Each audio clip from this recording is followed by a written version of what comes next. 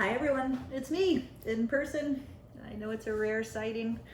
I am incredibly fortunate to have the most amazing wife in the world who keeps you all updated as to where I'm at in this journey of cancer. And for that, I'm incredibly grateful because, yeah, I don't think I would have been able to do it, and you would all be wondering. Anyways, I feel really good today. As you can see, I'm on my feet, and I wanted to take a moment. I wanted to take a moment with all of you, and I want to thank you. Incredible support that has been showered upon us. I mean, it's just really amazing. For all of you that reached out and I did not respond personally, know that I got your messages, your cards, your gifts, the everything, all of the support was received and very, very grateful for. As you can imagine, just not always was I personally able to respond to that. So if you didn't hear from me, please know that I absolutely have a heart full of love for you. And anyways, I think that all of you know by now our most recent news. The cancer is growing. That's unfortunate. What words do you have for that? The cancer's growing. I'm still here. I'm not going anywhere yet. But it is growing, and while the doctors are making plans and figuring out what new medications we can try to hold this thing off, I find myself thinking a lot about what it is that I want to do with my time, what it is that I want to fill my time with, the time that I have left here. And as one can imagine, that can be a super heavy conversation, but I am just amazed and I shouldn't be here right now. So the fact that I am here, that I have gone through 6, 7 surgeries, procedures, 16 rounds of chemo, still in chemo, and I've gone to hell and back, and I'm still here, and I'm doing this well at this moment. I say that because I'm on my feet. It's so strange that I'm super healthy body, yet there's a cancer growing inside of me that, left unchecked, will take me down really quickly. Again, woo, weird thoughts. So going back to spending my time, what do I want to do with my time? I thought, making Asian pear pickles. There's a lovely Asian pickle book recipe that I have always wanted to go through and spend my time making every single one of them. Yet who had the time for that, of course? And then, this guy. I love this recipe book, and I have always wanted to go through it recipe by recipe. And now that I have the time, and while I have the energy, because make no mistake, you do see me this healthy at this moment, but it goes away really quickly. It's the crazy thing about cancer. I could one day be riding a bicycle and then 4 days later being admitted to the hospital because I can't walk. It's crazy. So yeah, pickles, little things like that, spending time luxuriously making my wife's lunch. She's very spoiled, as am I. And then of course there is the bigger questions of how do I honor the health that I retained and gotten back for this very moment, and who knows how long it'll be, and what do I do with that? I will be leaving this world soon. I don't know when, but I do know that it's going to be relatively soon. So what does that mean for me? Who will tell my stories? And Who's going to tell my stories? What will my legacy be? Do I have a Ronald McDonald House type of wish that I want to accomplish? And then how do you do all of these things during COVID on top of cancer? So, yeah, it can get heavy. But I will say, there's one thing that just shouted out to me immediately that I thought, if I can retain this, if I can somehow stay connected to this, it will fuel me. It will keep me going for a long time. And that is helping those in need. I think that all of you that know me are very familiar with the fact that I have spent my adult life doing lots of volunteer work. I think that it is an honor to be able to do such. I think that it is, if you ever feel like whatever in your life sucks, there is always someone else to be found that is in a worse position. And so, that being said, I thought, I want to continue to help people. That's what's going to make me happy. You know what got me out of the house during COVID?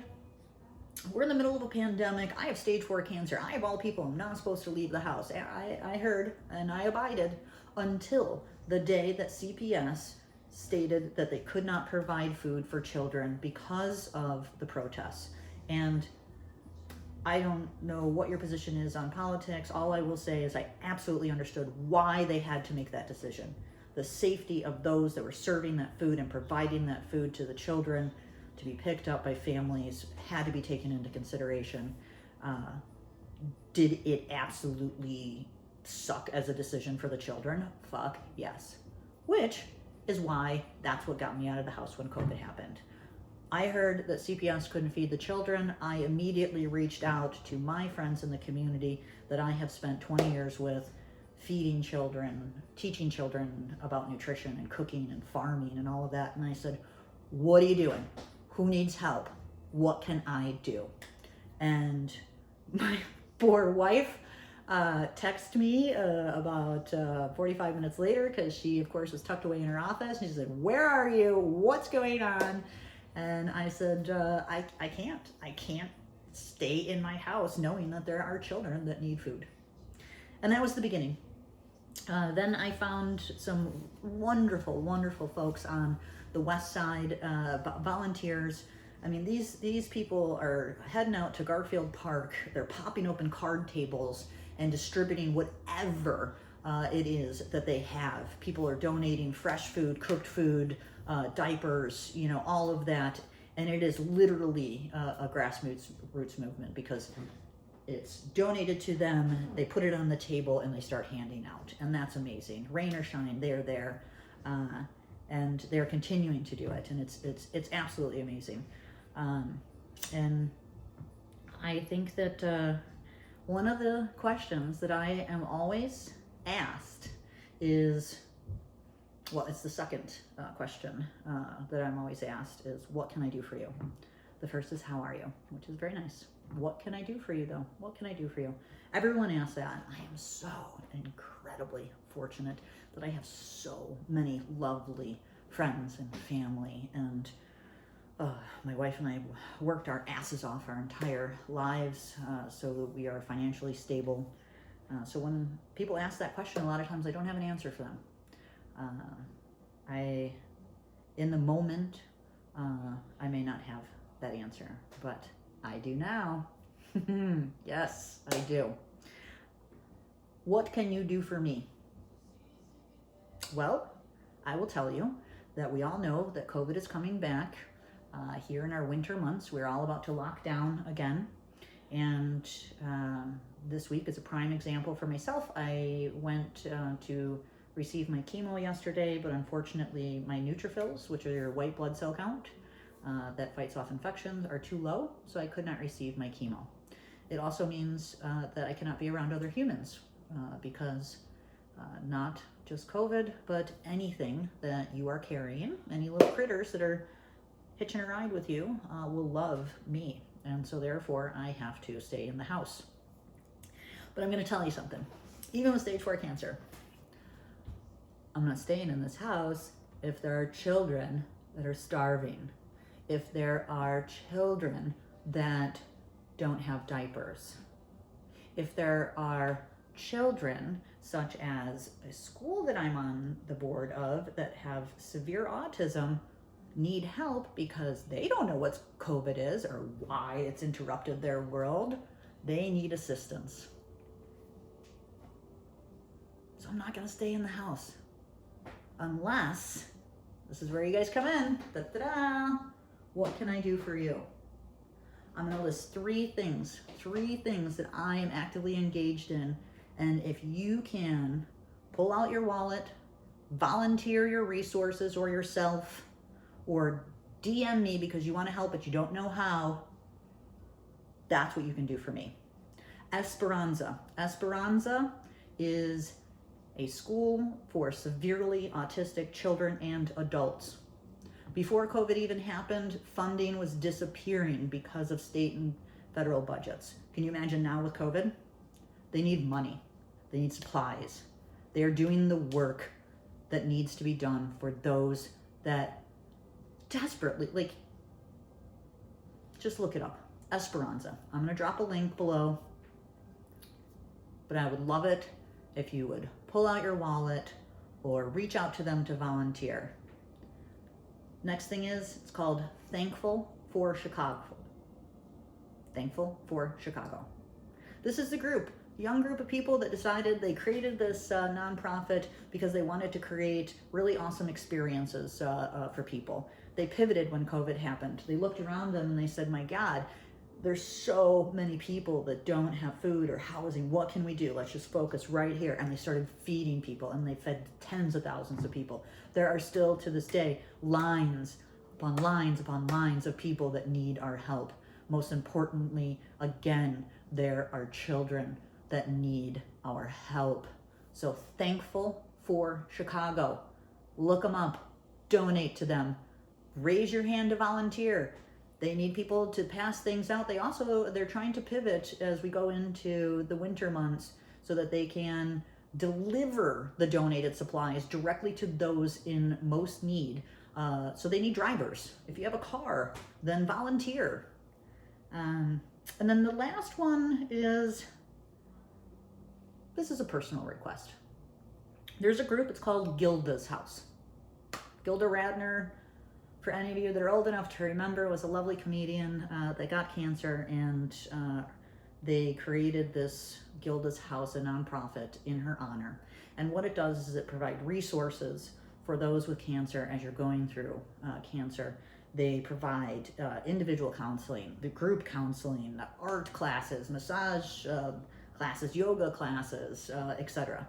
All of this work is done on donations. And let me tell you, I would not be in the mental place that I am in today if it was not for my cancer ladies, my cancer group, who have been with me for this past year, and also for the creative writing class and for the other things that Gilda's provided that gave me a sense of normality, a sense of being able to do something with people that understood where I was at. There are people today being diagnosed in the middle of COVID alone. They need those resources. We all need those resources. And so this is a personal one. I will stay in the house if you will feed the children, help out my school for autism, and or donate to Gilda's House. Again, love all of you. Thank you guys so much. It's quite amazing. The